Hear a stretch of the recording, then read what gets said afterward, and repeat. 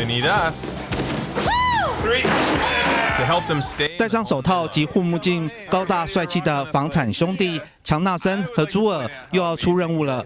这一回来到40年加州老宅，要改装成适合4代同居的豪宅。 Not the best location for the kitchen. One of my pet peeves is when you walk into a home and you're walking into the kitchen. I don't know why the builder would have put the kitchen here.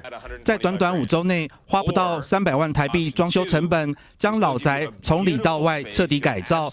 到了揭晓时刻，迪野哥和妻子满心期待。 The house Inside. Oh my goodness, it is so beautiful.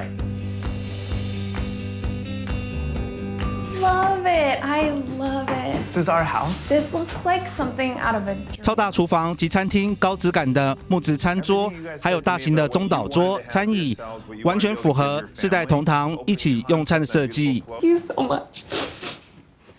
My God, it's just, I can't, it's so beautiful. Are you gonna give me a hug or are you just gonna stand there? Come on, Diego. Thank you guys. This is amazing. I just so, it's like, it mixes like earthy and modern, and it's so bright, it feels very California. 在客厅里运用沙发、凳子、长椅跟扶手椅，创造容纳比原本人数多3倍的座位区。而壁挂大电视后方，整片以几何花纹壁纸装饰的视觉墙，更是整个空间的吸睛焦点。 Before you guys go, though, we have to tell you something. I have a little bit of news. The timing couldn't be more perfect because I'm pregnant. So. Oh my God! Congratulations. 40年的老房子，其实改装难度很高。